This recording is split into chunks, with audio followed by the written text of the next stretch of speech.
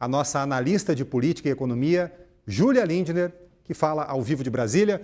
Júlia, boa tarde para você. Que bastidores você tem do momento final, da reta final de acerto desse pacote e do que vem rolando ali no governo desde que as informações começaram a sair ontem, pronunciamento do ministro Fernando Haddad na noite de ontem e finalmente o anúncio na manhã de hoje? Boa tarde, Turci. Realmente foram dias movimentados, né? Nós vínhamos numa expectativa muito grande, talvez até por isso gerou tanta frustração, porque o presidente Lula fez muitas reuniões ao longo das semanas e, de fato, havia um temor de que essas reuniões envolvendo diferentes ministérios e pleitos, né, das mais diferentes frentes, pudesse aí gerar um ajuste na redação final que vai ser encaminhada ao Congresso. Mas eu acho que o que o presidente tentou fazer foi justamente isso, né? Ouvindo as conversas do que ele falou com os parlamentares ontem, por exemplo, ele tentou deixar muito claro isso, de que ele não queria cortar direitos, que ele até apenas estava fazendo correções, né, em programas e outras iniciativas do governo existentes, considerando que eles vão ajustar regras, por exemplo, do Bolsa Família, do BPC, né, do abono salarial, que são temas muito sensíveis. Então, de fato, essa pareceu ser uma preocupação muito grande do presidente.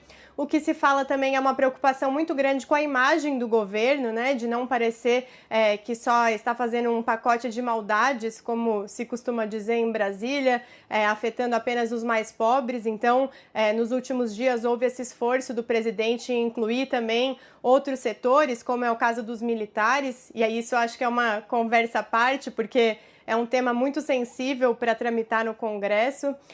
E também outras áreas, e como agora foi o caso também dessa surpresa, que foi a inclusão nesse momento, né, da proposta sobre o imposto de renda para quem ganha até R$5 mil.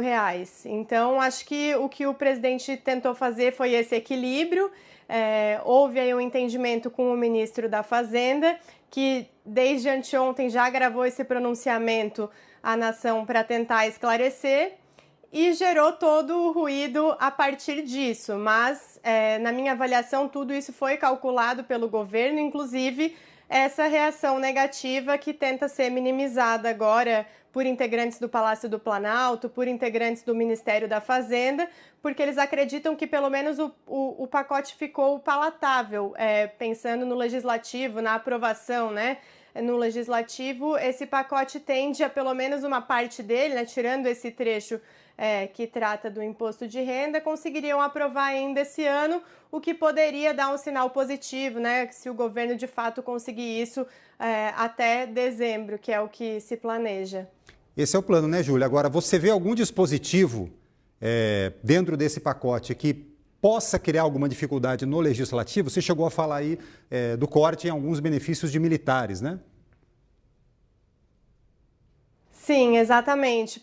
Os militares nem tiveram, na verdade, um impacto tão grande, havia uma expectativa até maior, mas mesmo assim, ontem, conversando com muitos parlamentares, hoje, inclusive, membros do governo admitiram isso, é um tema muito sensível, e especialmente a questão da idade mínima para a aposentadoria dos militares.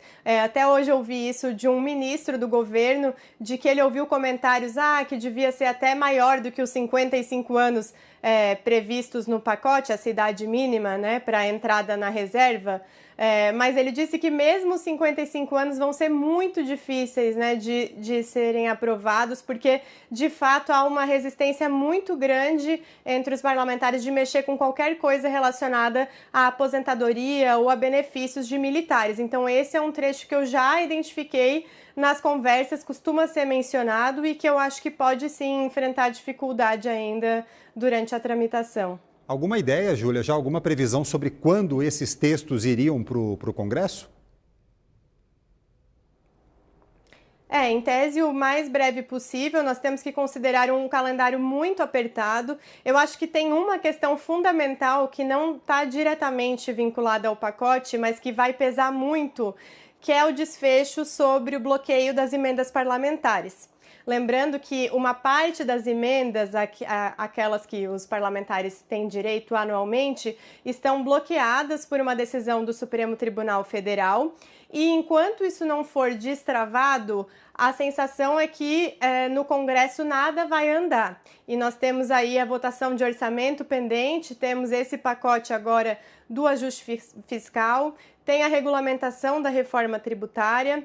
Então, nos próximos dias, eu acho que o que a gente tem que ficar mais atento é se vai ter um desfecho para isso, né? O próprio presidente do Senado e do Congresso, Rodrigo Pacheco, acionou o Congresso, acionou o Supremo para dizer que está cumprindo o acordo feito com o STF por mais transparência nas emendas, e a expectativa é ver se o ministro Flávio Dino, que é o relator desse caso, vai de fato liberar as emendas, e a partir disso nós vamos ver todas essas agendas, essas pautas avançarem. Então também depende aí de um fator que seria externo, né? Não teria uma relação direta, mas que pode sim influenciar muito esse processo daqui para frente. E lembrando, né, Júlia, que essa bola está com o Supremo, ela está com o ministro Flávio Dino, né? Porque o Congresso aprovou um projeto de lei que, bem ou mal, trata, endereça as questões de falta de transparência nas emendas. O presidente Lula sancionou esse projeto, então agora cabe ao ministro do STF, Flávio Dino, ver se o projeto de fato